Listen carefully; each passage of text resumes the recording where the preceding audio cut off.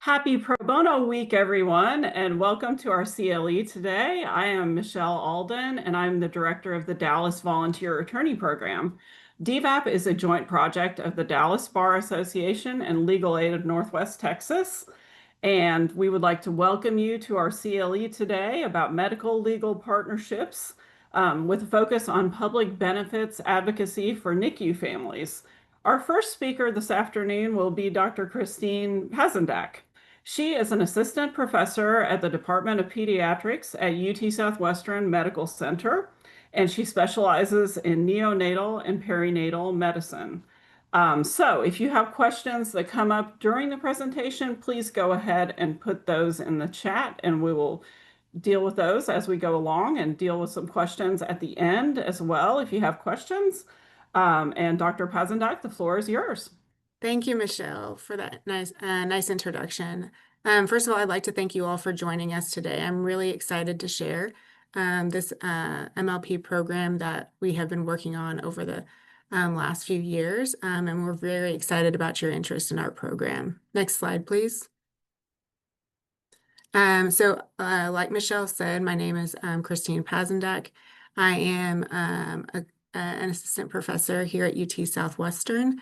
I do most of my primary work here at Parkland Hospital, which is where the partnership between DVAP and Parkland came from. And then later you'll be hearing from Michelle Reed and Susan Chopay.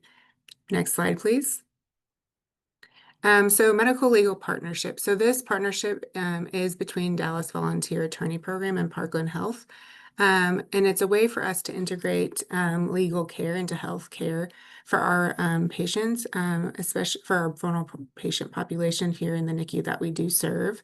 And really, this program is set up to focus specifically on helping these families understand the public benefits that they are eligible for, apply for those, secure those benefits, and also maintain them when they may run into hurdles along the way. Next slide, please. So making the connection, as many of you are aware, medicine has come a long way in treating disease, but I think we're getting to a point in NICU care specifically where we can improve patient outcomes by addressing socioeconomic determinants of health or social determinants of health. We've seen that this can be beneficial to other patient populations. And there's some common examples up here on the slide. So for example, families who are wrongfully denied food supports or housing subsidies, really that's showing a lack of basic resources. For children who are living in a housing with mold or rodents and are in violation of housing laws, that can be really related to a detrimental physical environment that they're growing up with. And also seniors who are wrongfully denied long-term care coverage. That is a lack of access to insurance. So seeing these examples, both in adults and children in pediatric care, I really was motivated to extend this type of legal care to the NICU population, which is how this program started. Next slide, please.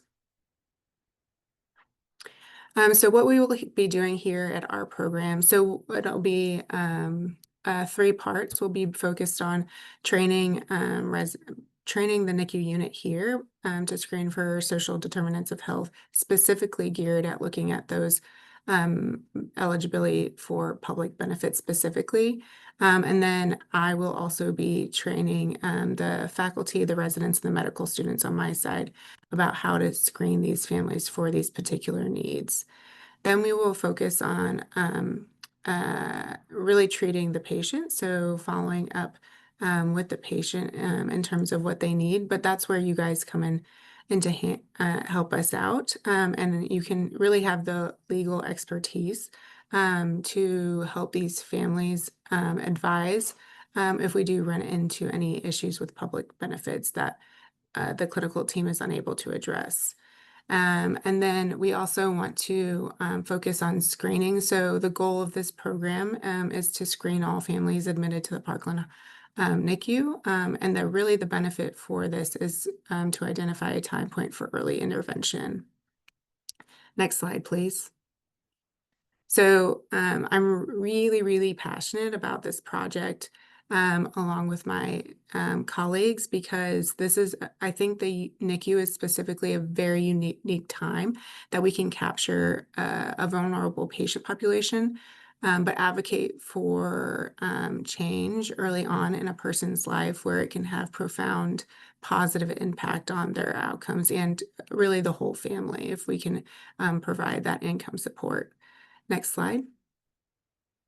And so NICU patients and their family, many things go into outcomes for the family in terms of what type of medical conditions they do, how long their course of stay is, the mental health of the family, what is their home life like, and discharge planning. And so this program is really focused on helping families navigate transitioning from the NICU stay to home and making sure they feel comfortable with those income supports in place. Next slide, please. So how exactly it will work here at Parkland? So we are planning for the healthcare team members to screen the families for needs with regards to public benefits issues. Though if the medical team finds a positive screen with any of those families, that will be communicated to myself. And then those referrals will be then sent to the Dallas Volunteer Attorney Program. The Dallas Volunteer Program then will do a legal assessment to ensure that patients do qualify for services. And then ultimately the case will be, if the family is eligible for services and they do have a case, that would then be given to a volunteer attorney to then contact the parent or the caregiver. This will most likely happen once they've been discharged home. This work can be done easily over the phone, interview the family and give advice over the phone. And then ultimately, because this is a new program that we are starting here at Parkland, based on permission from the family or caregiver, I would like to hear back about how we are doing. Are we giving referrals that are leading to positive outcomes for our patients? Next slide, please. And so this is where I will hand it over to Susan Chopay to give you a little bit more background about the specific benefits program.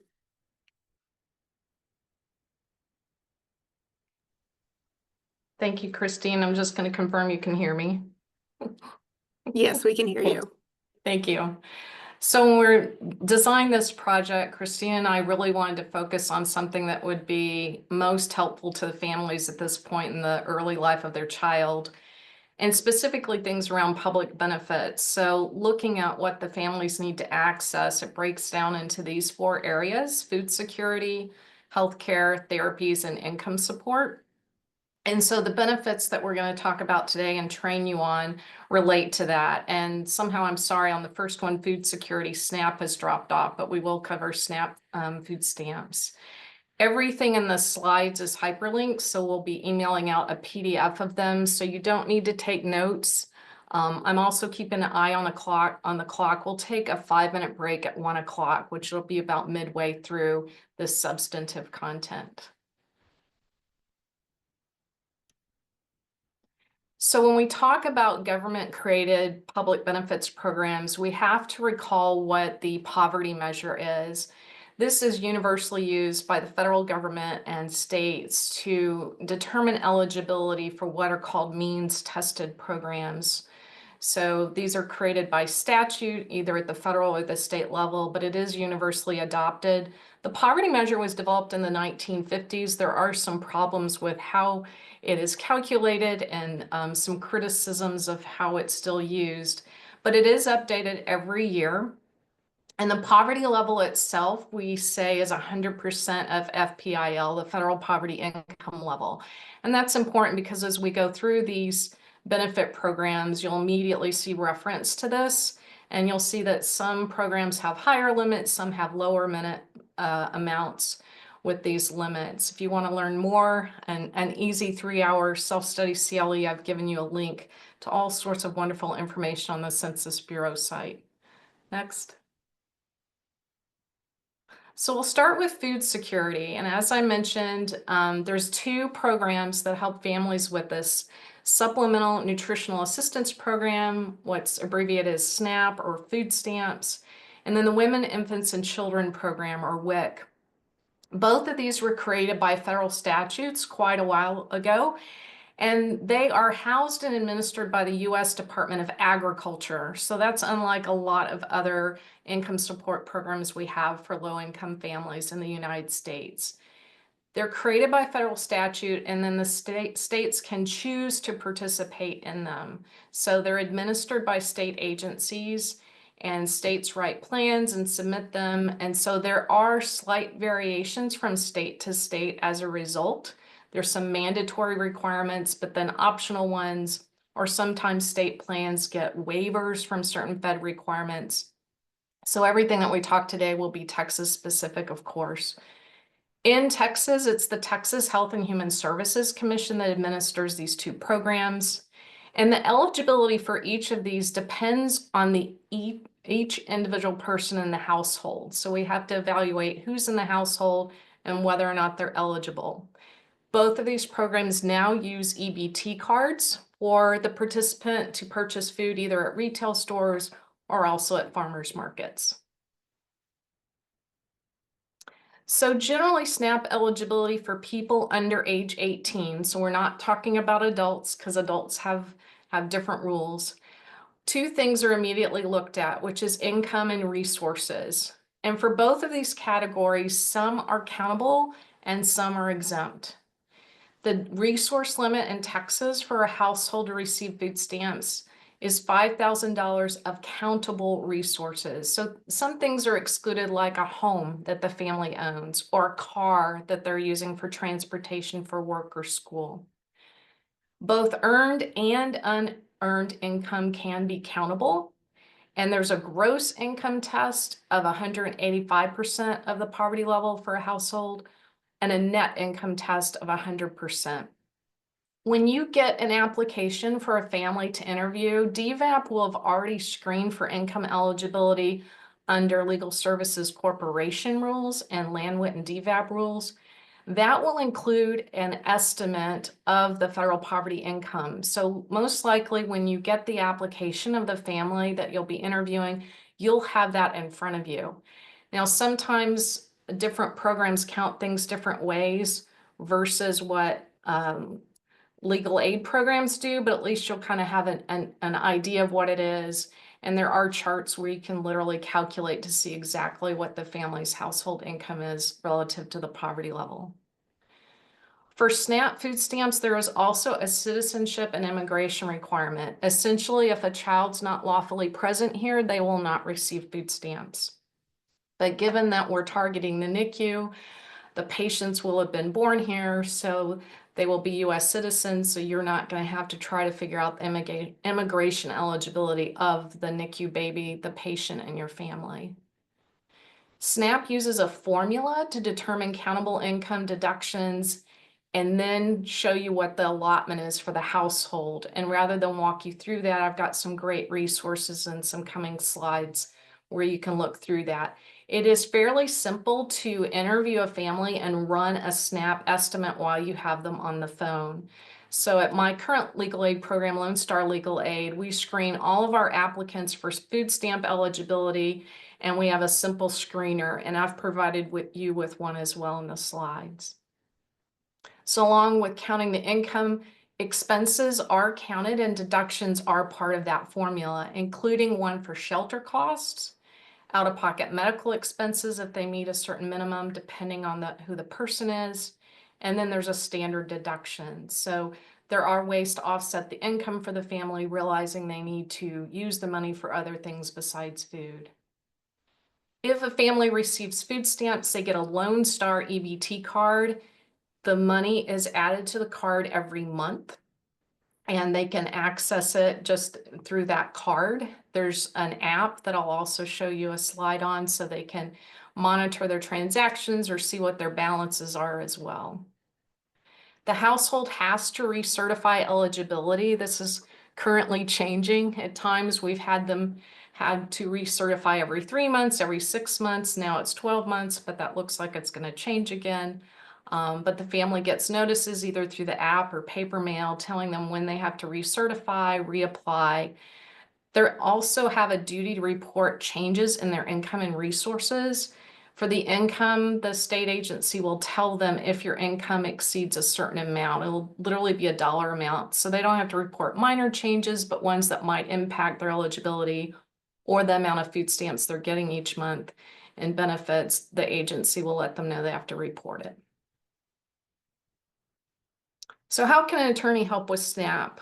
I wanted to break this down very simply because there are a lot of benefits that you can talk with the family about. So I like to try to organize it under these three metrics. You're explaining the program, you're advising them, and then you're just really encouraging the family.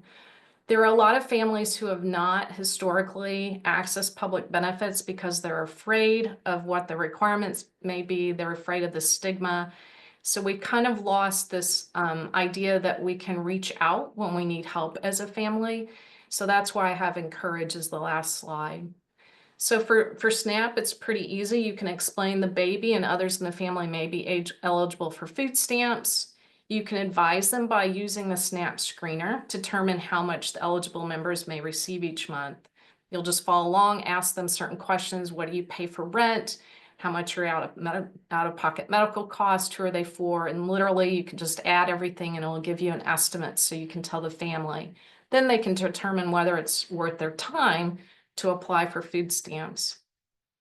When you're encouraging them, there's basically two ways they can apply. They can apply online or also by phone. In some rural areas, we still have Health and Human Services offices that are open where families can go in and very quickly be served. That's not true generally in the Dallas Metroplex, so I would encourage families to apply online over the phone.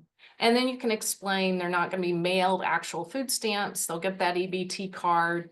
They'll use it in the checkout line as if it's a debit card. So this is the app as well as the online website for the state portal that families use for their benefits. And it's called yourtexasbenefits.com. And you can see at the bottom, they can learn more about all kinds of things, but our two programs here for food security, the SNAP and WIC, are there on either end of that horizontal row. They can create an account. They can use it on their phone. It's mobile friendly. Or they can just log in on the website. So it's an easy way for them to keep track. They can upload documents. So if the state says we need a copy of your lease, they can take photos or scan it and upload it that way. There's a lot of nice features for families to really try to help them do it without having to waste time and postage and wondering if it reaches the agency. So the other way that they can apply is called 211. So throughout the nation, United Way funds 211 helplines in all the states. So this is Texas's specific state. And this can help families find a variety of things, as well as telephoning the actual number 211. But if they want to find a local Health and Human Services office or find a local WIC office, or maybe they want to find a parks and recreation program for their child, or maybe they need a food pantry. I tell residents that I train in pediatrics, think of it as a virtual social worker. You can type in the terms, put in the zip code, or you can ask the family to do that and then tell them to take a screenshot. So then when they need to know where the closest food pantry is, they literally have a photo of it in their phone. But 211 they can call. There's a long automated attendant, which must tell people 50 million times, you can apply online at yourtexasbenefits.com. But eventually operators will answer. They don't always give the most reliable information, but they can definitely understand if you want to apply for benefits, start an application and then mail it to you. They do that well. Other things, not so much, but they do that well. Our families tend to know about 211 if they have older children on Medicaid, because it's a way also to renew Medicaid or choose a PCP, a primary care pediatrician for their children. But they're probably less used to knowing that they can find all sorts of other things. So it's another good thing to have handy when you intervene a family. Maybe they need help paying their rent, something like that. So rather than you doing a global search, you can just direct them to this and try to connect them again as if it was a virtual social worker. So this is one of the screeners that you can use. Has all 50 states, but you can pull down to Texas, and it asks the basic questions. It's within $5 to $10 as far as correctness of the allotment. So with that close of an estimate, I can recommend it to y'all. There's also a link where you can literally do it the long way, the hard paper way. Like if you wanted to create a worksheet and do it, I've got a link to the state policy. But again, something really easy to use and walk through while you have a family on the phone, and just enter in their information and let them know what benefits they may be possibly interested in. You know, a family may not want to apply if it's $20, but if the allotment is $200, then they may be more inclined to actually apply and produce all the documentation the state wants to verify they're eligible. So as I mentioned, SNAP food stamps is created by federal law. So I've given you the citation to the U.S. Code for the entire program. The rules are equally as long, so those are in there as well. In Texas, bizarrely enough, SNAP is housed in the Texas Human Resources Code. And then the rules tend to mirror, for the most part, what's in the federal rules, and that's in the admin code. So throughout my slides, anything that's in color, such as these, and bolded, those things are hyperlinked. So I've hyperlinked to ones that I think would be useful. The Texas Works Handbook is pretty much the entire policy for all of the programs that Health and Human Services Commission in Texas administers. So it's divided into parts and subparts. Part A is determining eligibility, and this is for all programs, not just SNAP. And then I've given you links to 2 specific things that are very helpful with SNAP, which includes just the general basics on the program, C-120, and then C-122 is literally a written narrative of what you do, how you plug in expenses and deductions and whatnot, and then it links to a chart so you can see the allotment. There's a great page on the Fed's website on SNAP eligibility with FAQs, so if a family's asking you something and you're not sure, that's another good ready reference. I've got a hyperlink to that SNAP screener. And then those 2 websites that I mentioned, Your Texas Benefits, as well as 211, I've given you links to those as well. So WIC, or Women, Infants, and Children, was developed after food stamps, and it was particularly important because there was a documentary, some of you may be as old as I am to remember, called Hunger in America, that came out in the 70s. And it was pretty alarming because up until that point, we kind of focused as a nation state on hunger in other countries.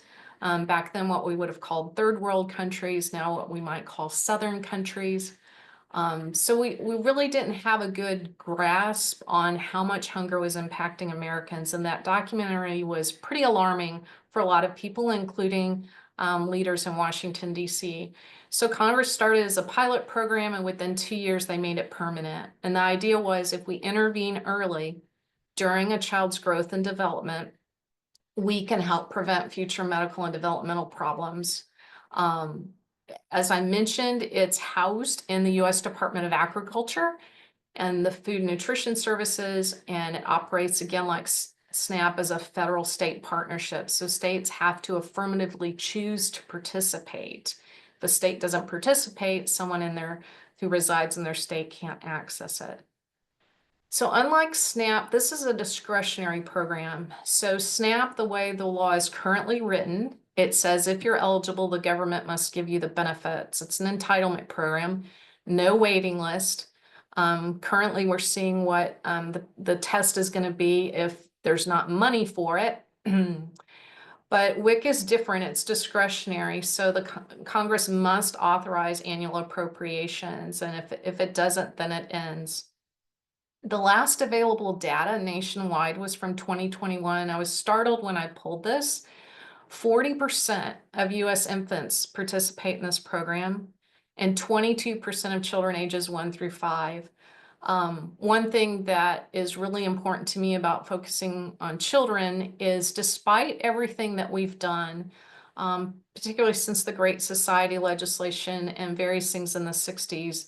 The rate of childhood poverty has remained the same in the United States, which is basically 1 in 5. And so this participation in WIC reflects that. So despite everything that we have, all these benefit programs, I'm going to be talking about more, we still have not really reduced the rate of poverty occurring in the United States for children. And worse, we're finding more and more children live in what's called persistent poverty. So if you're interested in that topic, again, some good self-study CLE, you can email me and I'm happy to drown you in resources. But in Texas, we do have a little bit, sorry, Maricela.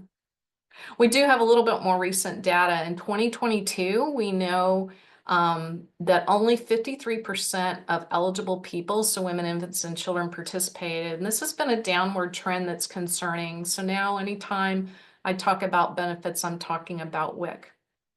Next. So WIC has services that are kind of threefold. One is nutrition education, including the promotion and support of breastfeeding. That nutrition education can be individually done, one-on-one with a dietitian in the WIC office or group settings. They're now online modules as well. So if a family realizes they need to restrict sodium or certain types of food from their children's diets, they can go online and learn about that. They can find recipes and shopping lists. The nutrition education has to be offered at least quarterly. So it's not anything that's onerous or that's really going to overwhelm the family. It's meant just to, again, to support what we know they already know as parents. The WIC office can also make referrals to other social service providers. And then probably most of y'all know it provides supplemental foods. So the food packages are based on the age of participant. And what is in a food package is based on recommendations from various medical groups, but essentially it's finalized through notice and comment rulemaking at the federal level under the Administrative Procedures Act.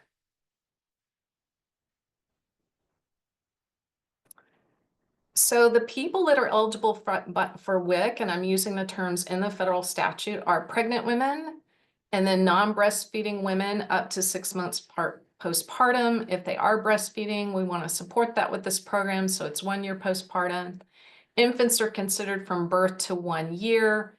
And again, that's in terms for food packages. And then children up until their 5th birthday. So the criteria for WIC is much more straightforward than SNAP food stamps. You have to be a resident of the state. You have to be income eligible. So that can be the household income is up to 185%. Or if the family's already getting SNAP food stamps, Medicaid or TANF, which is cash welfare assistance, the statute says they have advanced certification. So they're adjunctively determined eligible, and the state can just check within its own records to see that they're receiving those state administered benefits. Then the third criteria is nutritional risk. The nutritional risk assessment can be done one of two ways. It can either be done by a pediatrician who's referring the infant to the WIC office through a form, and the pediatrician will actually document risk codes, or at the WIC office, this can be done. So everyone who's there to apply, so mom and the kiddos, height and weight is taken, as well as length for infants. There's a fingerprint blood test for anemia, except for infants under 9 months. That's really looking at iron levels, because the idea is if you're anemic, you're not getting enough iron fortified foods, and therefore you're at nutritional risk. And then they're just going to interview the family and ask for medical history and dietary patterns. So the WIC office assigns risk conditions and codes based on factors I've listed there. I've hyperlinked to it if you're really interested. The list is huge. So essentially, sadly, if you're low income, there's probably going to be one of those factors for everyone in your household. And it can also include things, interestingly enough, as broad as mental health impairment, so ADHD. And the thinking may be that if a child has ADHD and it's severe, they may really struggle to eat. They may have some aversions. They may not be able to concentrate. They may not focus on what they're doing. So it's not just some huge medical issue. It can be all sorts of things. So again, here's that metric: explain, advise, and encourage. So WIC's almost even easier to advise on than SNAP, but the baby's probably going to be eligible no matter what, particularly if they've had a NICU admission. You can advise the family on the process for applying, explain those services that I just walked through, as well as kind of tell them how the monthly food packages work. Most importantly, remind the family that WIC can be obtained in addition to SNAP. The documentation is much less onerous than SNAP. It's just a better run program for many reasons. So I always encourage families, even if you had a frustrating time with SNAP food stamps, try WIC, if your kids are young or if you yourself are eligible. They can apply online or by phone, and same thing as SNAP, they're going to get an EBT card. Unlike the Lone Star card for SNAP, the WIC card is chip embedded, so it is protected against skimming, unlike the food stamp cards in Texas. So the steps are pretty simple. They start with that referral to a WIC office. That can be the physician or the family calling themselves. They have to go an appointment basically for that nutritional risk assessment. The EBT's card is issued. They have to go to the office every 3 months. The benefits are loaded every 3 months, but if you don't use them within a month, they expire. And so the WIC office explains that. And then they have to recertify. And currently the recertification time in Texas is every 12 months. So again, a little bit more streamlined, much more straightforward than SNAP food stamps for our families.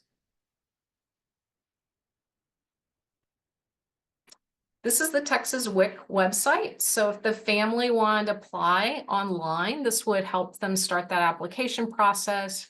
It gives them a list of documents that they'll need, and also kind of puts it in a portal so a local office will contact them and set them up with an appointment. So it's probably the easiest way for them to apply. There's also a phone number where they can call WIC. And again, if you forgot all of that, you can just remember the magic number 211, because 211 would also be able to walk them through on how to apply for WIC. And the WIC foods are broken into food groups. So when I explain this, I have to remind you again, it's administered by the Department of Agriculture. So just as we have certain priorities and supports for different agricultural products on the farming side, so as well we do on the consumption side. So you see that fruits, vegetables, and juice are listed, whole grains, dairy, protein, cereal, baby foods, and this includes formula for families. So depending on the participant, so whether we have an infant or a 3-year-old or a postpartum non-breastfeeding mom, the food package that they're eligible for will differ. Okay, so you have to figure out for each individual participant, and those are cumulative. So even if something's on the list for one person, if it is for someone else in the household, that means they get 2 of whatever that item is. So shopping with benefits is pretty cool. Like I said, the benefits are loaded on every 3 months. They don't carry over, but they actually get a shopping list that shows all the WIC foods that the participant can get each month. And then when they've used that EBT card, their receipt's going to show them an ending balance and show them what's left for them to purchase, particularly because it'll expire at the end of the month. The categories for food packages are on the right there in the chart, and then I've hyperlinked in case you're interested in seeing what they are. So as I mentioned, WIC's pretty straightforward, much more so than SNAP. So if you've already screened and provided information to the family on SNAP, you can go through this 4-step process very quickly for WIC. I would always screen for SNAP first. It's a little bit more complicated, and particularly because that's going to be something where they're going to need more advice versus WIC, because it is much more straightforward. So essentially you ask, does anyone receive it? You know, they may already have a child that receives it, and then you can just remind them, okay, make sure you add baby or call the WIC office for baby. If they say no, then you can see who's in the household, right? Those categories of people that were mentioned. And because you're gonna have a NICU baby, you know that they're gonna have a child under age 5. So you go past this one for yes. And then you could say, does anyone in the household receive Medicaid, SNAP, or TANF? And again, if they say yes, then we know they're income eligible. You don't have to go through that test. If they're not sure, they don't know, then you're looking at that estimate of income on the application. If it's below 185, then they're possibly eligible. I say possibly on all of this because we obviously can't do a nutrition risk assessment. So we don't want to say, oh, yes, you definitely qualify. They probably will. In all my years of doing benefits work, I've never seen a family that's been referred for WIC be denied, but we don't want to guarantee that. And really, the only other requirement is they have to live in Texas. So each of those WIC recipients must reside in Texas. And sadly, sometimes people ask me, what about the dads? Well, the whole program developed in the 70s was focused on women, infant, and children, so not focused on dad, unfortunately. So I've listed out the various components of advice that you can give. I mentioned there was a phone number for WIC, so I put that in here. Again, repeated that online site where they can apply. And you might want to explain what that nutrition risk is. There is a lot of shame around families admitting that they can't feed their family. So one thing I always try to do is remind advocates that we ask, you know, are you worried you may not have enough money to feed your family? If you ask a more specific question like, have you ever run out of money, which is a typical screening question used in some healthcare settings, families are going to balk. They don't want to say yes or no, and it's going to be really hard to them to admit that to someone else if in person right off the bat. So if you ask if they're worried, you know, if they're worried about what their income will be, you know, now that they have the baby, whether the baby's doing well or has issues, you know, if they've just had a NICU admission, they're stressed out. They're probably relieved to be home, but there's a lot of fear. So you can always just remind them that we have these programs so that working families, and I say that to everyone I interview, you know, that working families have the support they need after they've had something unexpected happen. And that kind of softens the blow. Christina and I teach residents and train residents that when they're asking these questions, you can always bring it back to the child's health. You know, if you feel like the parent's getting uncomfortable or embarrassed, you can say, you know, we just care about your child's health. We want to make sure you have everything you need as a parent so your child will thrive. And that takes some of the defensiveness off as well. So for WIC, I've given you the statute as well as the reference to the federal rules, the state rules and the admin code match the federal ones. You're probably never going to have to look at those too much. And I've given you some extra sites so that WIC site's there again. There's a page within the Health and Human Services Commission that's there. And then some basic FAQs, including what the status is, particularly now with Congress not having continuing the budget or appropriated for new year. So there's updates on that last one. The National WIC Association is really good to have up-to-date information.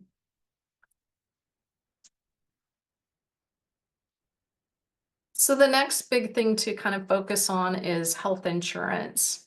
And for low-income families, there are two programs that can help children, and that's Medicaid and CHIP. These are also both created by federal statute, and they are housed within the U.S. Department of Health and Human Services. Like SNAP and WIC, they are federal state partnerships. A state has to choose to participate in these. So if Texas decided we didn't want to participate and not send a state plan, then residents here would not be able to apply for it. So same commission administers it here, Health and Human Services. And again, like SNAP and WIC, the eligibility depends on each person in the household. So we've got to analyze who's in the household to see who might be eligible. Medicaid, like SNAP, is currently an entitlement program. So if you demonstrate you're eligible, you must be given the benefit.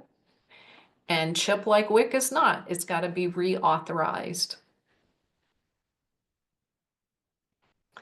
So for household income eligibility for Medicaid, we have to analyze each individual person because there are different income limits depending on who you are. Okay, so these are Texas eligibility limits, and we're only looking at what's called full Medicaid. So think of your health insurance that you have. That's the type of Medicaid we're talking about here. So we're not talking about long-term services and supports or nursing facility Medicaid or Medicaid waivers. We're just talking about traditional full Medicaid here. So the people I've listed here are the ones that Texas has chosen to cover. We did not expand to include all adults after the Affordable Care Act. So that's why you don't see a general all adults category. So pregnant women and newborns, we have the highest eligibility level, almost 200% of poverty there at 198. Once the child turns 1, you see there's a step down. So the household has to have less income if it's going to continue, 144. There's another step down at age 6, 133. And then notice the level for parents and caretaker relatives. This is extremely low. This is actually tied to a formula for TANF and a statute the state passed in 1996, and we've never adjusted it. So as a result, we do not have a lot of parents and caretaker relatives in Texas who are eligible for Medicaid. So the children may be, because we have much higher income limits, but the parents in that same household often lack Medicaid coverage. And a caretaker relative, think like a grandparent who is taking custody of a child to raise. So that's what it means. They have to be living with the minor children. So thanks to the Affordable Care Act, currently we have no asset or resource test for these categories. Prior to 2010, it was a $2,000 limit. So that was also a huge barrier to families having Medicaid coverage, but that's gone.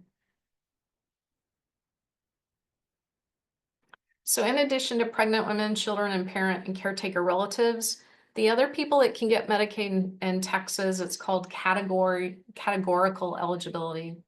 Those are disabled low-income children or adults who receive SSI. And we're going to talk a lot about SSI this afternoon too. And in addition to those factors, the person has to be a US citizen or a qualified alien. So essentially this means a lawfully present immigrant. And the only exception in Texas to that for Medicaid is emergency Medicaid, but not what we're talking about here again, because we're talking about full Medicaid benefits. So currently there's no cost sharing with Medicaid. There's no premium, there are no copays, there's no out-of-pocket costs, there's no current co-insurance, there are no deductibles. So it's very helpful for families, particularly if they have a child coming home from the NICU and they might have some ongoing medical treatments and services for their kiddo. There's no cost sharing whatsoever the way the law is currently written and as Texas administers it. So CHIP is the other health insurance available to low-income families, and you'll see it either as CHIP or SCHIP. SCHIP just meaning State's Children Health Insurance Program. This is a much more recent development. This was created in the 90s, and it was after various groups realized that we still had a lot of uninsured children in the United States, particularly because of that asset and resource limit with Medicaid, and then the limits being so low or varying from state to state. So this was created specifically to cover pregnant women as well as children under age 19 up to 200% of poverty. So we capture a little bit more pregnant women instead of 198 for Medicaid, 200% here, but then a whole lot more children can be covered because that income level is much higher than the 133 and the 144 for kiddos ages 1 to 18. Just like Medicaid, currently there's no asset or resource test for these categories. Prior to the Affordable Care Act, the household limit was $10,000 in countable resources. So children and pregnant women who are Texas residents The children have to be US citizens or qualified alien is what the statute says. Essentially, think of it as a lawfully present immigrant child. We also are fortunate in Texas, we have CHIP perinatal. So essentially, this is a way we are ensuring perinate baby with the pregnant mom who are Texas residents.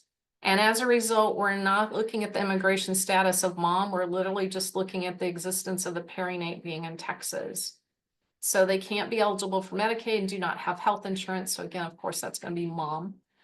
It is limited coverage during pregnancy. It's 12 months once mom enrolls, but it does allow for 2 postpartum visits within 60 days at the end of the pregnancy. So it gives mom some postpartum care. CHIP does have cost sharing. So the first is a premium. It's called an annual enrollment fee. The maximum right now is $50 per year for the entire household. So no matter how many children and pregnant women in the household you have that are eligible, the maximum amount they'll pay is $50. However, that premium has to be paid before coverage can start. So there's no retroactive coverage with CHIP, which currently there can be with Medicaid. And so if that $50 bill comes at a time where the family doesn't have it and they don't pay it, CHIP coverage doesn't start. Even if they've been determined eligible, until they pay that premium, the coverage won't begin. The copays are similar to what you see in commercial non-public health insurance ones. So copays for doctor visits, insurance, co-insurance and deductibles, those sorts of things. So that can be burdensome for some families. So it might give them access to care, but then again, if they can't afford the out-of-pocket costs, they may really struggle to do what their family needs with the CHIP coverage. So health insurance is just as easy as WIC. Baby and others may be eligible. Most children who are under those income limits are going to qualify. Most likely, the hospital has already applied for Medicaid for the baby at the time of the birth because Medicaid will pay for that delivery. But it might be that the family hasn't gotten confirmation of it or doesn't know. So you can explain what the eligibility criteria are in the process in case they need to figure it out. And that'd be part of the advice. The other critical component of this in the state of Texas is that Medicaid and CHIP is managed care. So you'll also want to advise the family, if they don't have other children on public health insurance, you're going to have to choose a health plan. And it's going to have a name like Blue Cross or Texas Children's down in the Harris County area. I'll show you a map, but they'll have a health plan that administers the benefit. It's not going to be the state. You'll also have to remind them they're going to have to renew coverage. And again, the coverage times and renewals are potentially going to change in January, but hopefully not more than every 6 months. But they do have to report those changes in income, just like they would with food stamps. So the family, again, just like with SNAP, can apply online with your Texas benefits or by phone with 211. The other thing to remind the family is as they're going forward, if they have something that MCO, the health plan, denies, perhaps it's a therapy, it's a piece of equipment, make sure you empower them and encourage them to call and let the medical clinic know. A lot of times these clinics are very busy practices. I used to be embedded one for years, a general peds outpatient clinic. And the letters can get lost, particularly now with electronic faxing. And if providers aren't there every day, families assume that the doctors know that Medicaid or CHIP has denied something, and the provider may not know as readily as the family. So if they get a denial notice, they want to immediately call who the prescribing provider was to let them know that it was denied. So then that way the provider can work with them to try to get it approved for the child. So I mentioned managed care. This has been around in Texas for years and finally expanded to all groups of Medicaid and CHIP recipients, probably about 2015. So as I mentioned, they have to pick a third-party insurance plan. It's based on the county of residence, and that's going to administer the Medicaid benefits. And this is all based under the assumption that if the state didn't directly run these programs, we could save a lot of administrative cost. So companies bid to be able to be a plan in an area. It's risk-based capitated cost. pretty much functions just like private health insurance. So as I said, for Medicaid, nearly all recipients in Texas have this. We don't even have the numbers, but there's so few that have like fee-for-service Medicaid, and they're probably grandfathered for different reasons. You're not going to see it with children probably. For CHIP, it's all recipients. And again, keep in mind, once they determine what health plan they have, that health plan is the one that determines which providers and hospitals are in network. And that health plan also makes those pre-authorization determinations for medical necessity.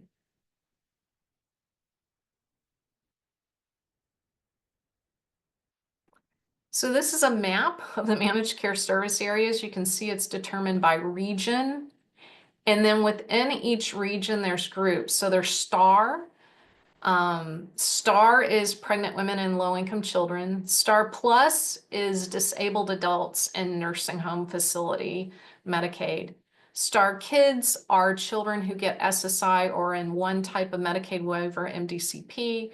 And then, of course, there's CHIP. So up in the Dallas area, you see there's currently 3 choices: Molina, Parkland, and WellPoint. WellPoint used to be Amerigroup. They don't really change much. If you note, there's one that says Parkland.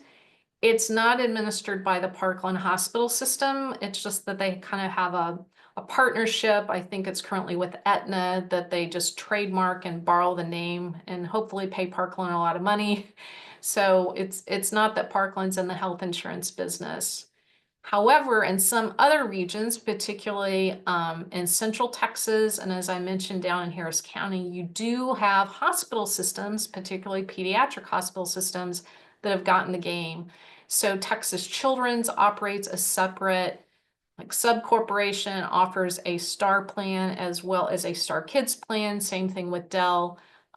So it gets really sticky wicky if you start talking about undoing managed care in Texas, because now we have the healthcare system itself invested in the way these services are delivered and managed through managed care.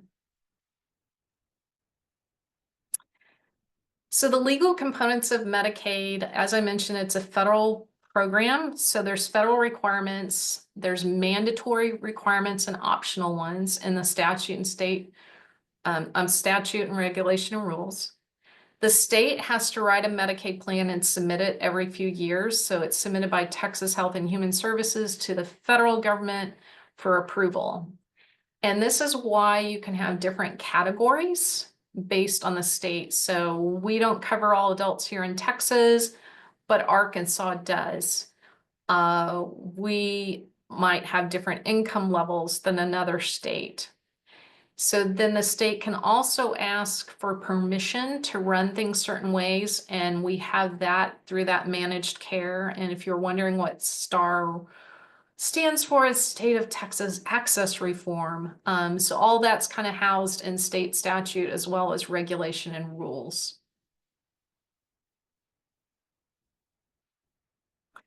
So because Medicaid is an entitlement program from the federal government, for treatment or medical service, the law presumes there's a property interest. So this means that under current case law interpretation, that means due process attaches. Okay, so the notice and opportunity to be heard. So if a family is denied Medicaid eligibility, or if a plan denies coverage of a Medicaid benefit, so speech therapy, that family is entitled to written notice with a reasonable explanation of why.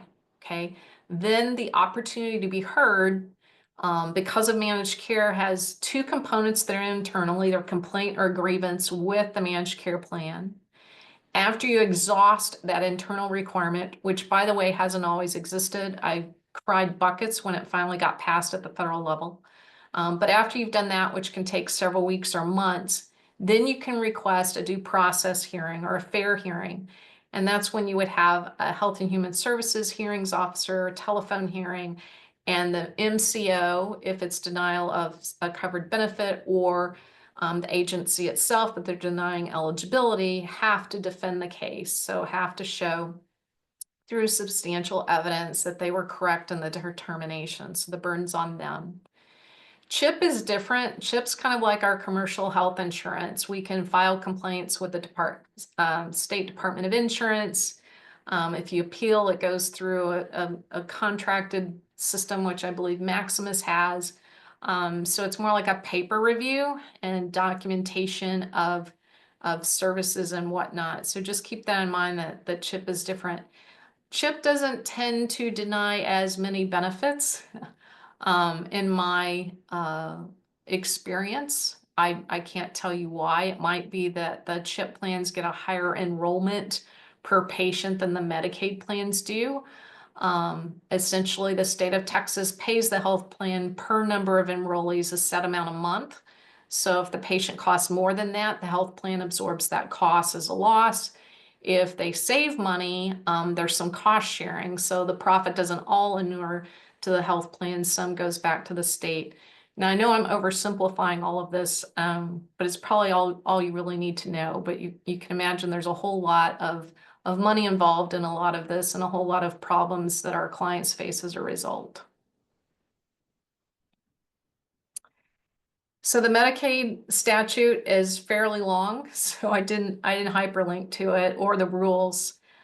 In Texas, it's housed in our government code. What's probably going to be more useful, again, is that handbook that the agency has, the Texas Works Handbook. So I've given you, again, that Part A on eligibility, A800's all on Medicaid eligibility, what counts, what doesn't count, who can count. And then Part D in that handbook is CHIP. I've also given you a link to the Medicaid Provider and Procedures Manual. You have to accept the terms and conditions, and it opens up. There is a Children's Services Handbook that's part of it, then parts of that reference to other things. But if you really got excited about these areas of law and you really wanted to accept different types of cases, including denials by MCOs, that would be a resource that you would use. And I've also given you a link to the state's STAR Medicaid Managed Care Program webpage in case you want to learn more about it. And I'm showing 12:56, which is great news because that means we're early for our break. So or I just turned 12:57. So I'm gonna plan to come back at 1:05. If you have any questions in the chat, we can review those during the break, and we look forward to seeing you back in 8 minutes.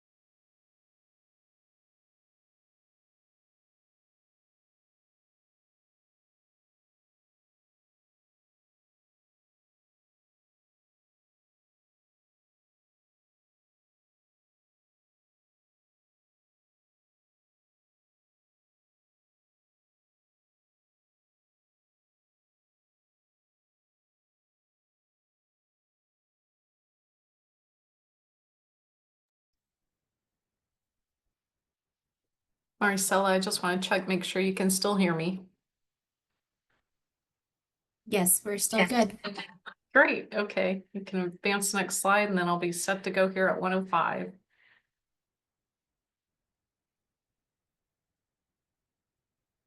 Thank you.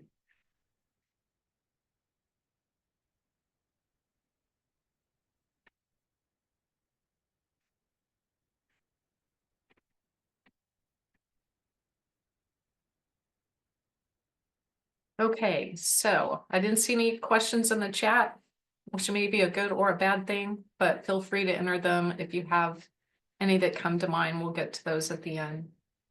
So we've covered food security, healthcare. Now we'll talk about therapies.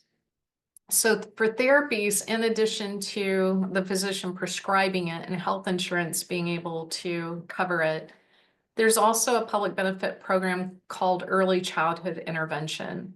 And this is actually based in a federal education law, some of y'all you may know about it. It's IDEA, Individuals with Disabilities Education Act. And that's what we refer to as special education services. So it's a federal law with federal funding that comes down again through a state that participates. And this essentially gives services for children starting at birth through age 3 who have developmental disabilities or other severe mental and physical disabilities. And the idea, just like with WIC, is early intervention can make a difference. So ECI services are delivered by a network of local providers across the state that have been selected by the state administering agency, which once again is Health and Human Services. And the big 3 therapies this provides for children are physical therapy, speech therapy, and occupational therapy. So often a local mental health authority, or what we used to call MHMR, organizations provide the services. It might be Easter Seals, it might be your local community mental health department. And those services are individualized to the child. ECI also helps with service coordination, just like with WIC, to connect the family with other social service providers or benefits or things that the family may need beyond the infant's individual therapy needs. Medicaid can be billed for these services. So because of that, most of our clients, the children on Medicaid, should not pay anything for ECI services. There is cost sharing for other families with higher household income, but again, the children on Medicaid's going to be billed. The parents won't have any out-of-pocket costs for these services. So as I mentioned, ECI, which is Part C of IDEA, starts at birth through the 3rd birthday. And like WIC, there's a huge long list of conditions that qualify. That's got to be medically diagnosed. So by a pediatrician, I gave you the searchable base. Can also be an auditory or visual impairment, so hearing or vision loss, or a developmental delay. So in these instances, typically the pediatrician's going to screen, and pediatricians know how to do these referrals for the most part. But a family may encounter a situation where they're accessing primary care through maybe a family medicine doctor and not a pediatrician. So there are sometimes gaps where families don't know about it. And again, it's another thing just to advise the family on so they realize there's additional supports and services, because a pediatrician may not have the time in a short visit to explain it to the satisfaction of the parent.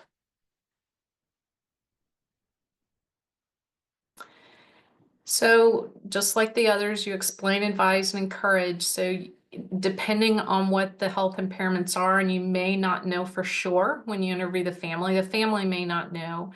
You can say, you might have a discussion with at your next child's next visit with a pediatrician about whether your child would be eligible for ECI. This would give you therapies at home kind of on a regular basis. The advantage here is you don't have that MCO health plan determining whether the therapies are needed, particularly after 1 month, because this is different funding. The health plan isn't trying to manage its cost. So it's a good steady way to get therapies for the children who need them the most. The other thing here is the therapist will actively work with the family to incorporate them in a therapy plan. So typically these services are now done in the home. So the therapist is going to teach the parents how to work with the child around those three areas: physical, speech, and occupational. Keep in mind, you may think it's weird to have an infant need speech therapy, but this covers eating.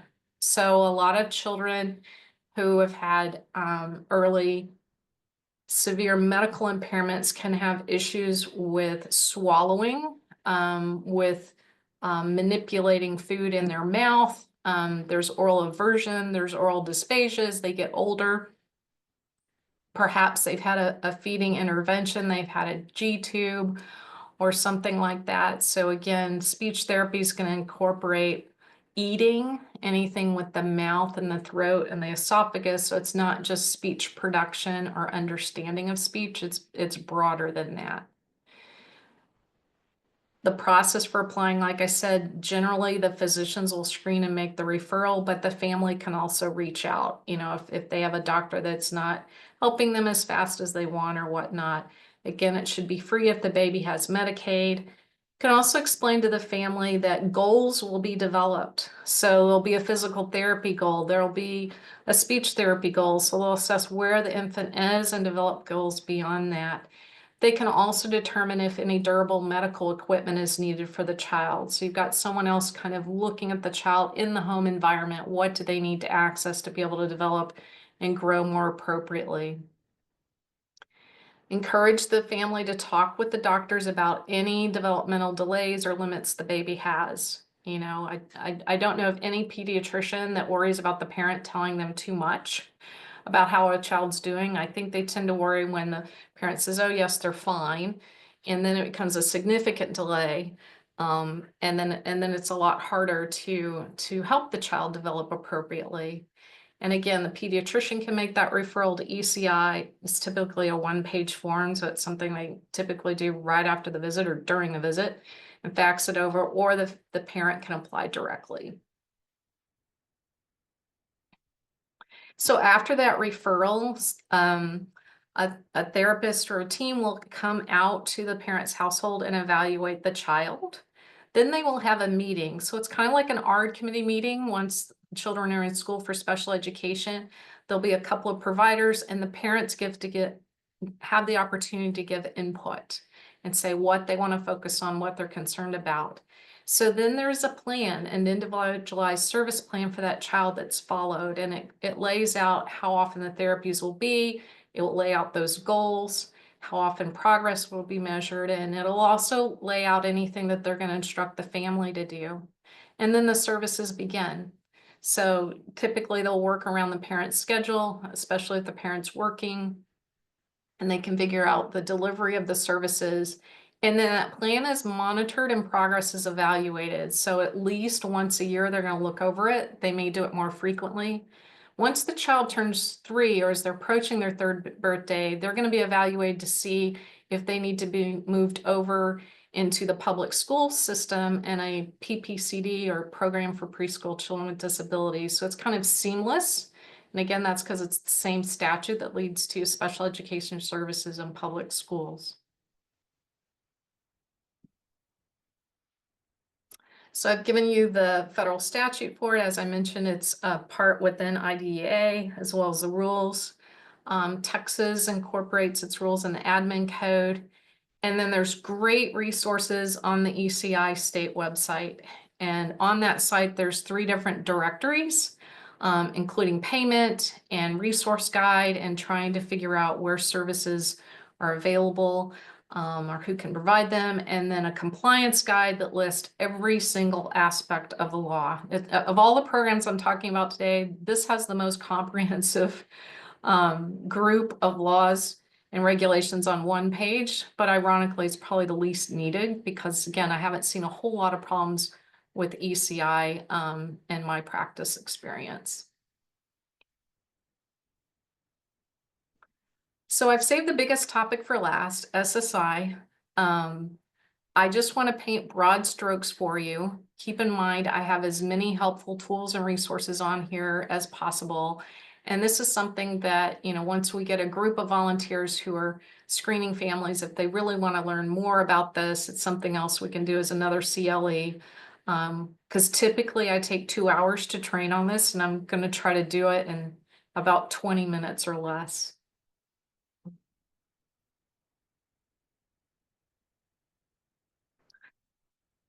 So the Social Security Act has benefits that are administered by the Social Security Administration. And there's 2 parts of the act generally that create the benefits. One is Title II, the other is Title 16. So Title II, I'm sure you're familiar with. This is old age or retirement, survivors and disability insurance benefits. So we refer to it as RSDI, or if it's disability only, SSDI or Title II benefits. These benefits are earned by workers. So as you work and you pay Social Security taxes, you're essentially paying a premium now for coverage in the future. So the more you work, the higher your benefit amount, and the more coverage you have out into the future. Okay, so you have to contribute several years to have coverage for these 3 types. And essentially those withholdings, those Social Security taxes are the premiums. So you pay now, so you're eligible later. So really, children who might qualify for a Title II benefit, it's going to be because of something that's happened with their parent. So their parent has retired, their parent has died, or their parent has become disabled. The child does not have to be disabled to access that. So it's something about the parent that makes the parent eligible, and then based on the family benefit, the child would get something. So typically don't need to advise on those. It's something that's pretty straightforward, and Social Security Administration does kind of seamlessly. The other group of benefits, Title 16, is supplemental security income for the aged, blind, and disabled. So this goes back like Medicaid. These were all amendments in the 60s to the Social Security Act. And it's like, what do we do for people who cannot work? So this is going to be low-income disabled children or low-income disabled adults who haven't paid into that system. So they have a disability, don't have anything to draw from because we don't want our children to be working. And it can also be true for some adults who haven't paid into the system. The thinking back then was a lot of women weren't working. What do we do if they're unable to work? This is a means-tested welfare program. So just like SNAP or Medicaid, we look at income, we look at resources, okay? So those are the categories, and we're just going to focus on eligibility for kids. So the basic components for eligibility is the child has to be a qualified or a lawful immigrant or a U.S. citizen. They have to meet financial eligibility, the household. The child has to meet medical eligibility as well. So the big thing to explain to families with any of these benefits programs is just because you're eligible for one doesn't necessarily mean you'll be eligible for another. Because as you can see, all these programs were created at different times with different goals, so the eligibility differs. So even if you have a family and you see, oh, they're qualified for SNAP, Medicaid, or CHIP, it does not mean that the child will be eligible for SSI because we have that disability component as well.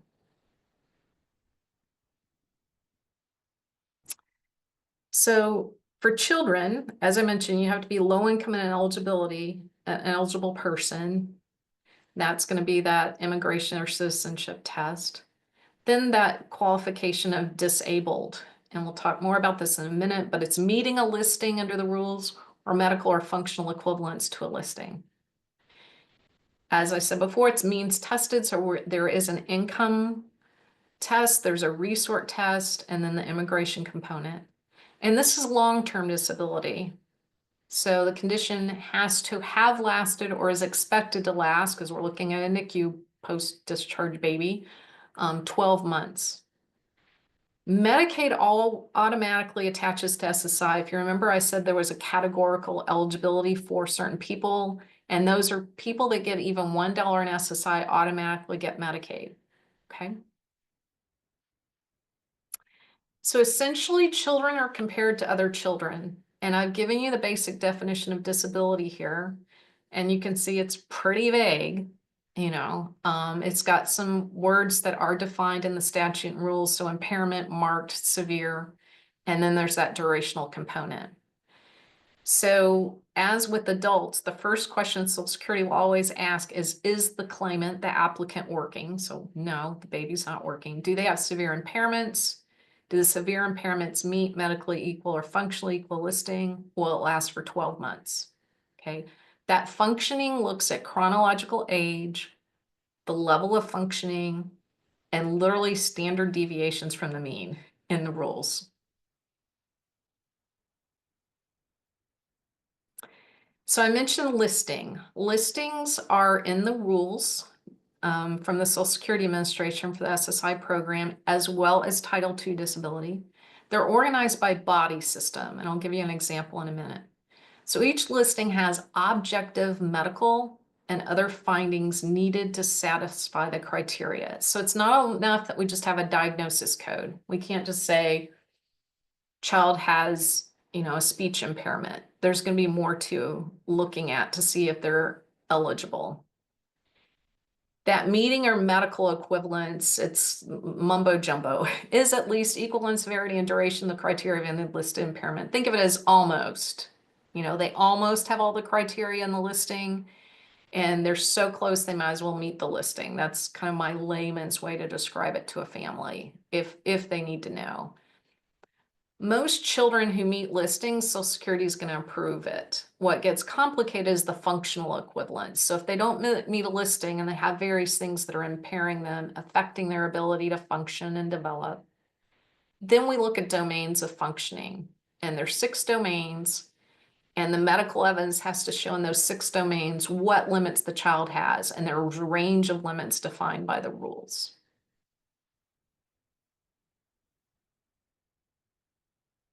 So one listing we may naturally look at for babies post-NICU discharge is a low birth weight listing. Social workers tend to know this because it's pretty straightforward. As you can see, it's an absolute birth weight no matter what the gestational age is under criteria A or B, and there's a chart. So generally, social workers and people in hospitals know about this because it's so straightforward. Like they literally know the gestational age that's documented when the child's born, and they know the birth weight.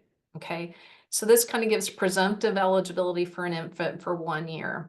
So those kiddos are pretty easy to identify, not really going to be ones that we would need to help or point it out, because even Social Security can't get that wrong, right? It's a straightforward medical record.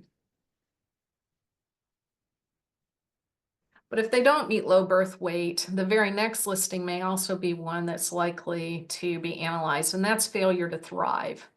So this can be growth impairments, and you can see it's based on weights and measurements.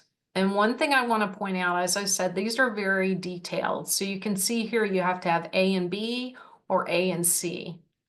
So this is why social workers don't know a lot about SSI, because once you start getting in some of these listings, they're very complicated and they're not trained on them necessarily. They kind of know the big ones like low birth weight or some others, but once you start getting into this, you're going to see we're going to need more medical evidence. We're not going to know 1 week after the child's born what their growth pattern is, right?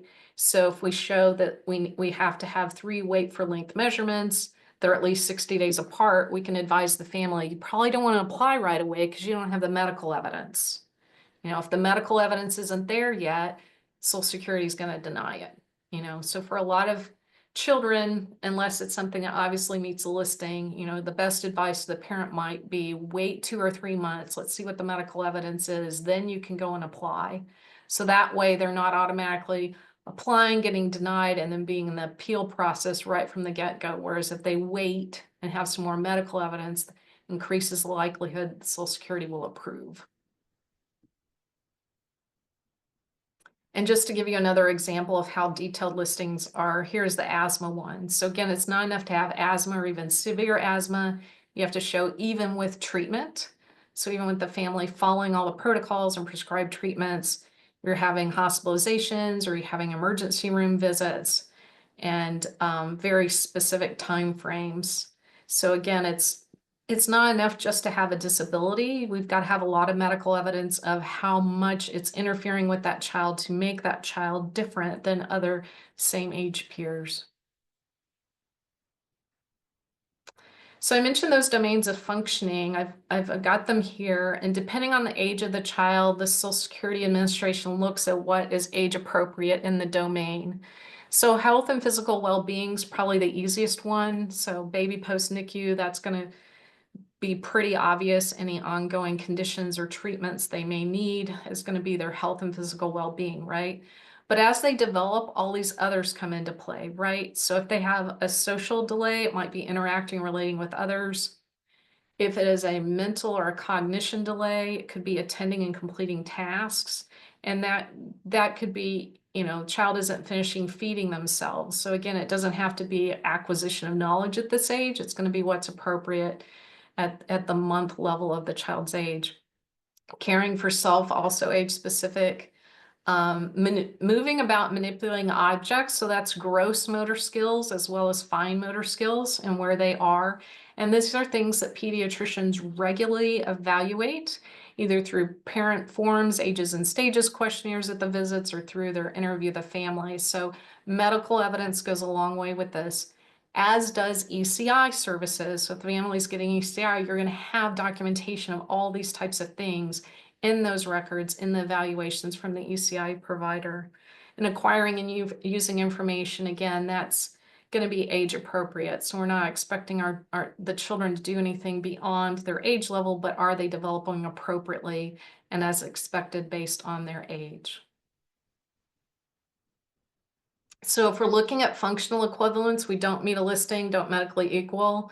Of those 6 domains, we have to have 2 with marked limitations or 1 with an extreme limitation. Basically, think of an extreme limitation as they're functioning at half their chronological age.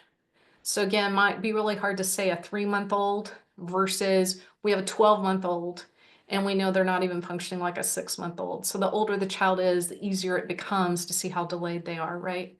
And that's kind of the basics of functional equivalence. So you may think about all this, think, how can I possibly advise a family? So I'm going to give you the same line of advice that I give any faculty members or residents or medical students. So if anybody ever asks them about SSI, this is your 100% always correct answer on the next slide. I don't know if your child is disabled enough under the Social Security rules to qualify. So again, where you're encountering these families, it's kind of early on. You just want to say what's possible. You can advise on how eligibility is determined, income, assets, all those kind of things. We don't expect you to encourage the family to apply if you don't know, right? I mean, you can certainly tell them to, but you might want to say, wait 2 months, see how you get settled, wait until ECI is going. But you can always say you don't know if they're disabled enough.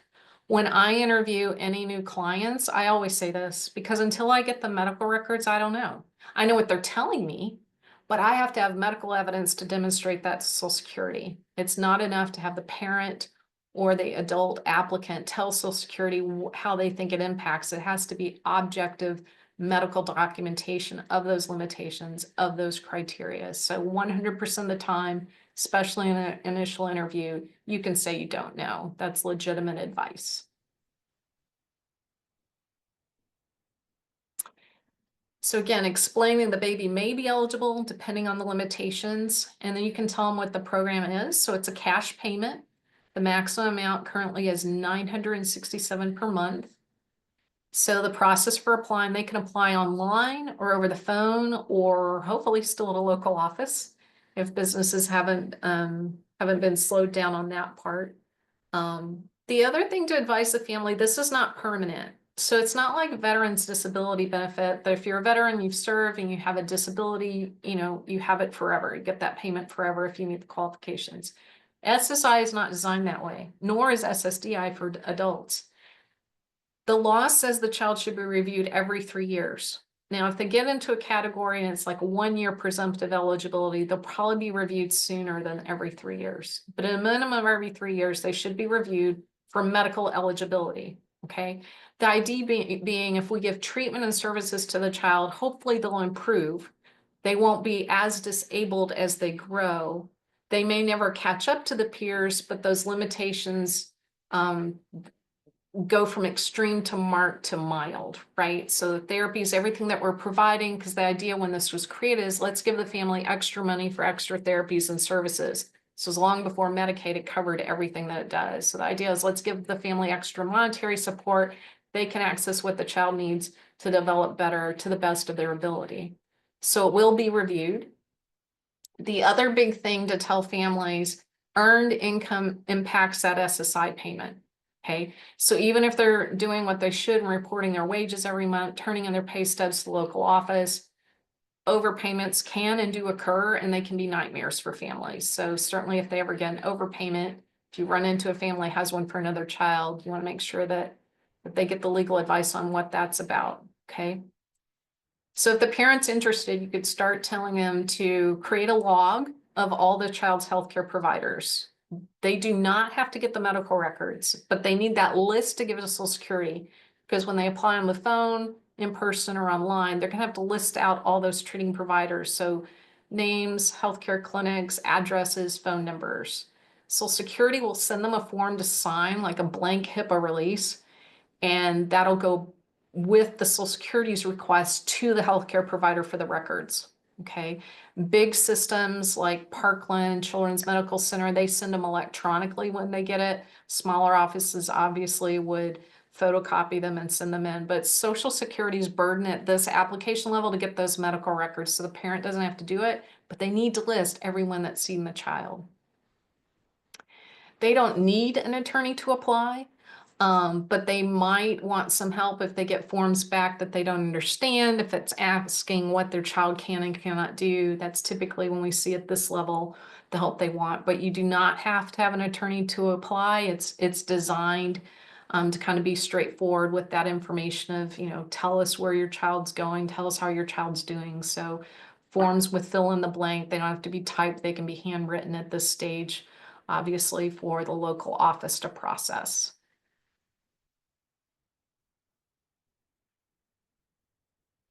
So unlike all the other benefits I've talked about today, Social Security for SSI has a formula. Like the other programs, unearned and earned income counts. There are some deductions and disregards, but they're not dependent on what the expenses the family has, unlike SNAP.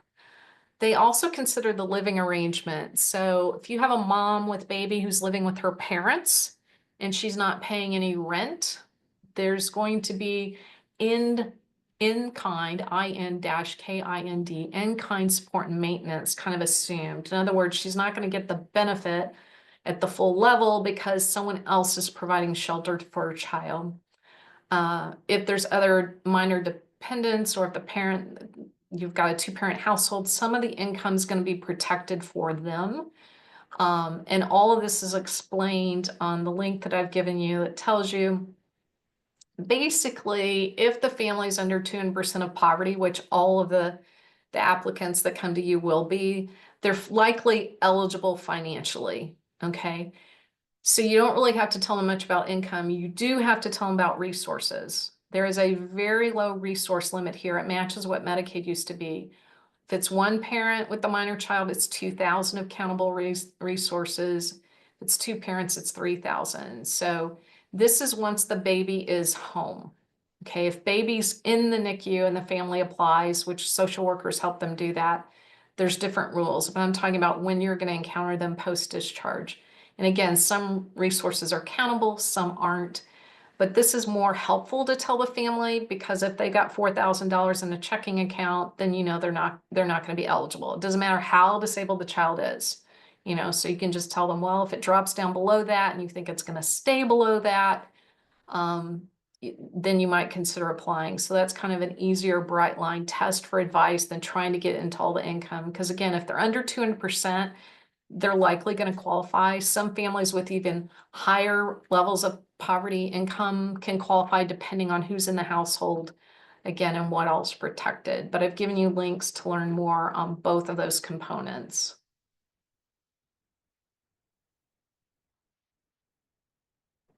giving you the sources of law. If you want to look through those listings, I've given you a hyperlink as well as the Social Security's website to find the statute and the regulations. Keep in mind, this is all federal. It's true whatever state you're in. Some states supplement and pay a little bit more than that $967. Texas does not. But anyway, there's no state sources of law for SSI. It's all federal.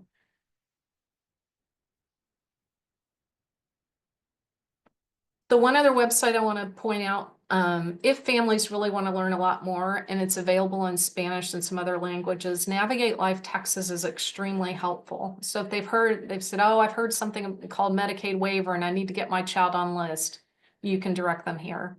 If they have insurance issues, let's say they're not eligible for Medicaid or CHIP, and they're struggling, there's insurance and financial help as well as information on Medicaid. There's information on ECI and special education, pretty much anything related to a child with disability. It's a great website, so I highly recommend it. Just something else to keep in mind as you advise a client. A lot of times after I advise a client, I can just send them a quick email with websites, saying, here's where you can learn more, because it's a lot for them to take in, right?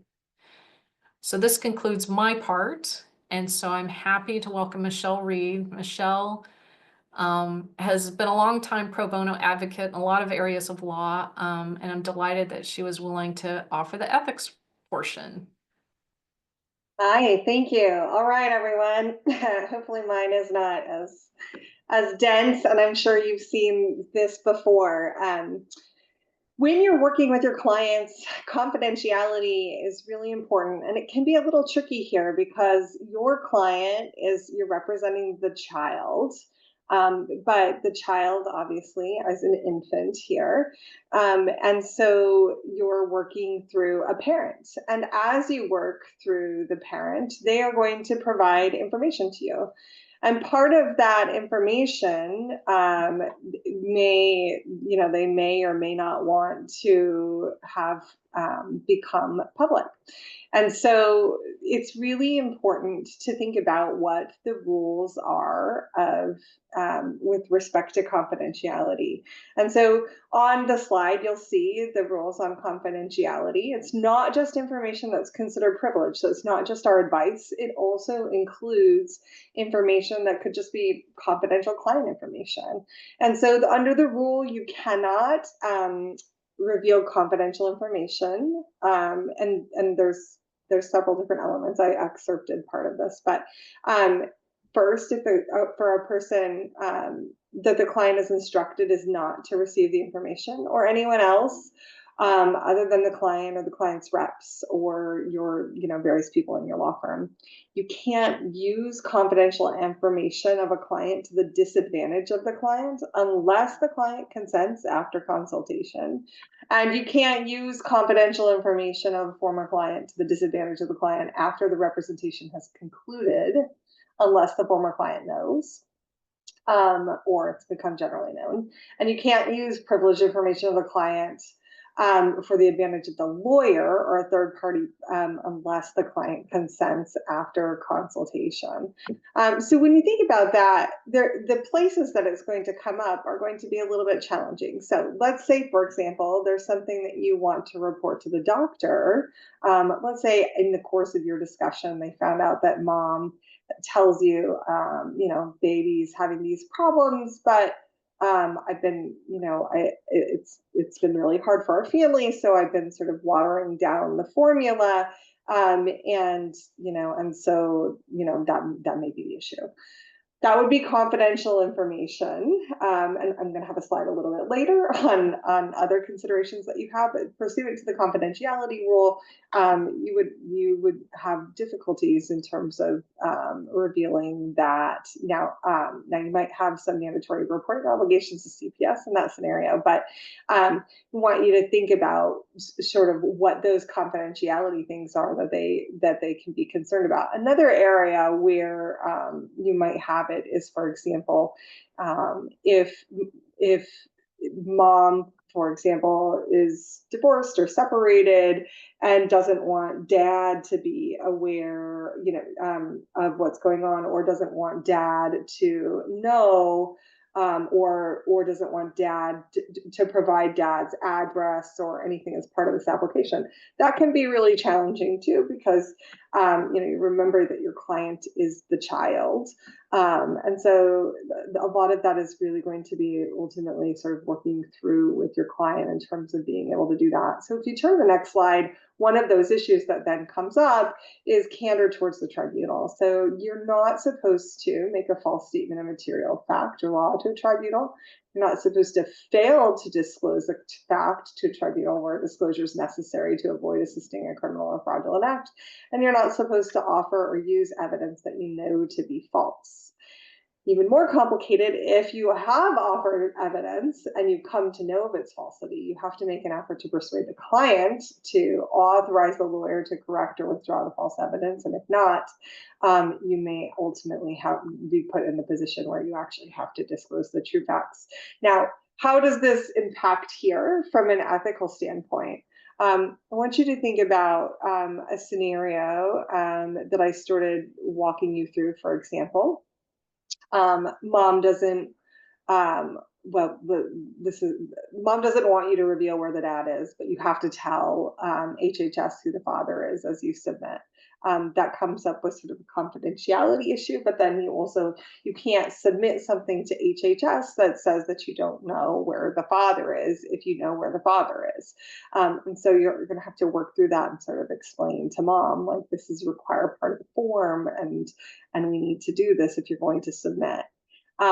Another example is that sometimes you think through and people don't want to make things challenging, or they want to, for example, is particularly in the disabilities field, want to represent things that may or may not be true because they think that their child is eligible or should be eligible or should receive some benefit, and therefore they want to just sort of make the evidence fit the picture that they want to present. You know that you can't make a false statement of material fact or law to a tribunal. So you're going to have to work with the client to make sure that what you're presenting in all of the various paperwork that you do is truthful. All right, let's look at the next slide. One other thing that you need to consider in this context is health information and HIPAA. And this gets confused a lot because a lot of people assume that anytime you're working with health information, it is therefore protected under HIPAA. Just because you have health information does not mean that it is therefore protected health information under HIPAA. So HIPAA and another statute that passed later called HITECH regulate protected health information. But this is for covered entities and their business associates. What does that mean?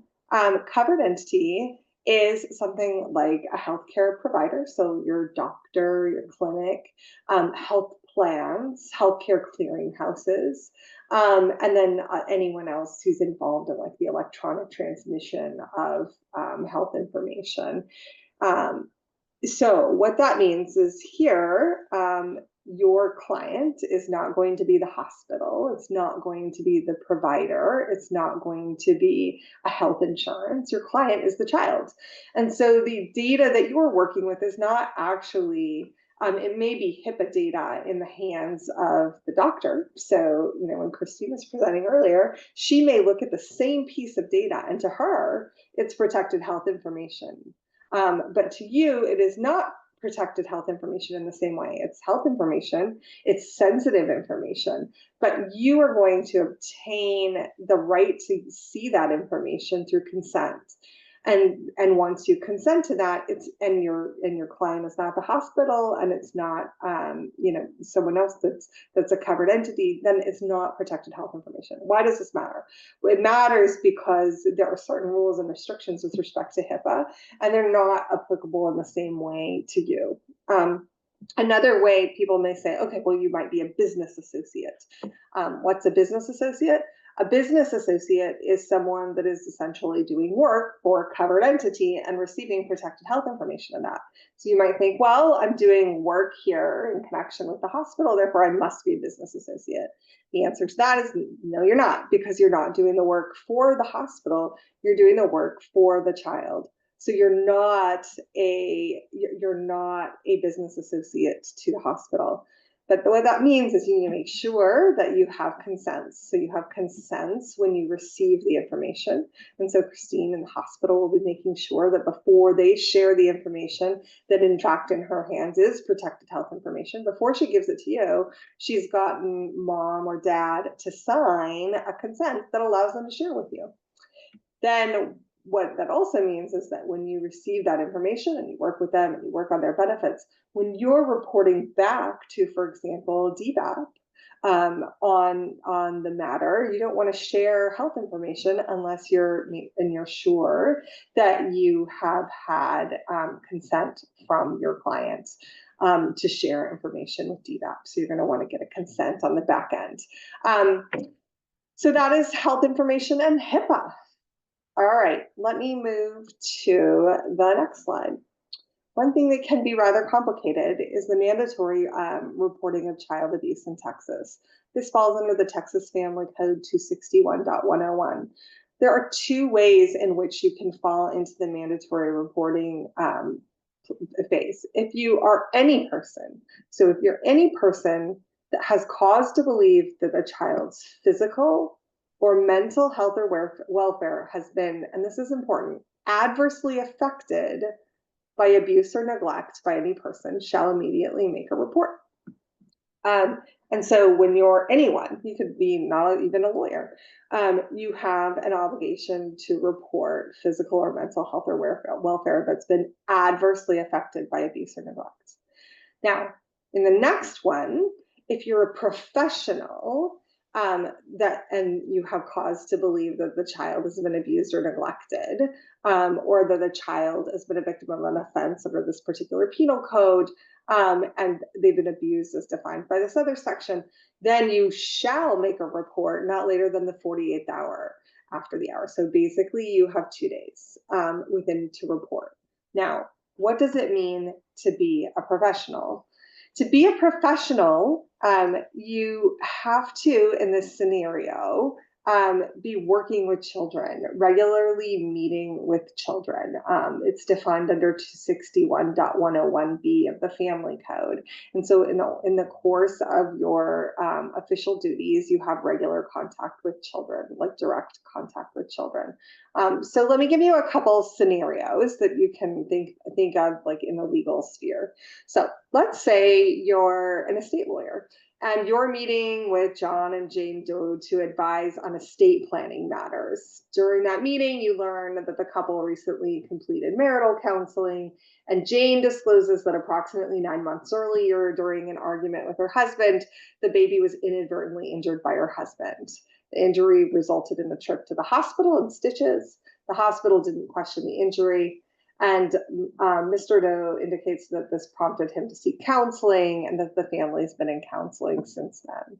So the question is, do I have to report?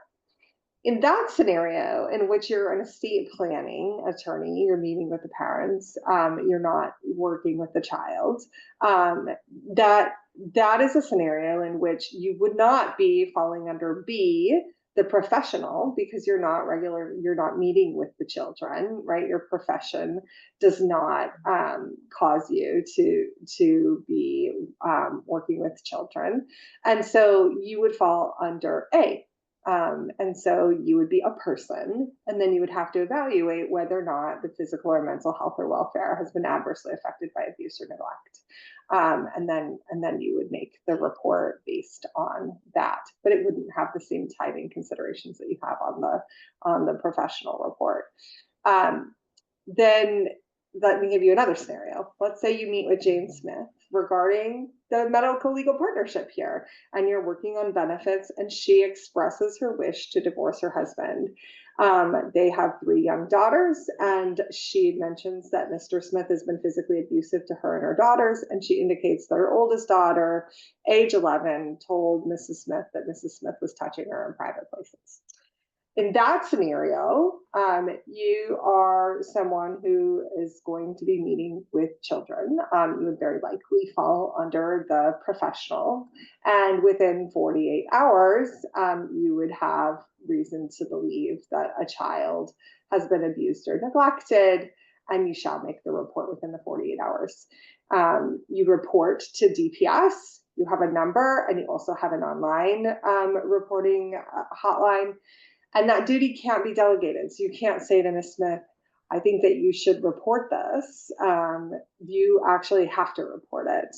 And this is challenging because you can think that this is provided to you in the attorney-client privileged environment, and you are making, you are violating attorney-client privilege by providing that report.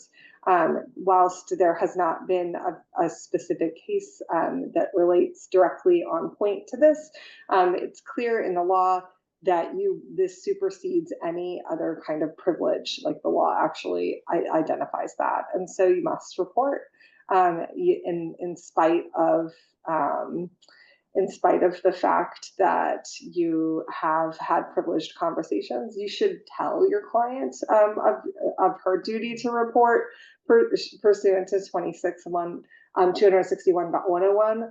But you can't rely on her to make that report. So on that happy note, there's a lot of complexity at times, but hopefully I certainly have not been in a situation that fell into this, but if you do end up in that situation, there's certainly people you can go to. But I think it's important to be aware that you have that 48-hour timeline in order to make that if you're in the scenario in which you've been, you're a professional who's working with children. So let me pause there and see if anyone has any questions.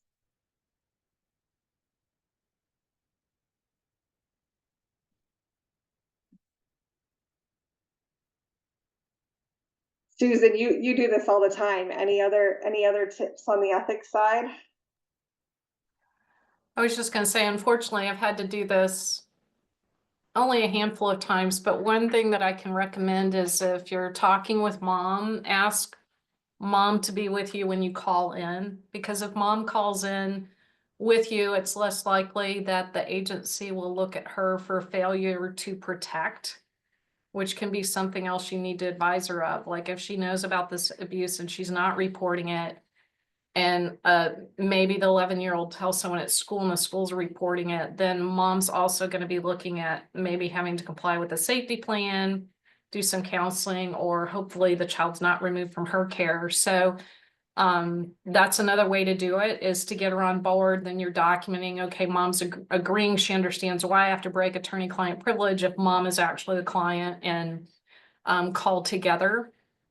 I've also had to do it recently with senior citizens. We have a duty to report if we think a senior citizen, I think it's age 60, which frightens me because I'm a few years within that. But anyway, it's pretty low age, but I've had some that have been financially exploited, and I've had to do the same thing. So, if you have a grandparent and you're worried about the grandparent and family members taking advantage of them, I mean, that might be a way you get a family with a NICU baby.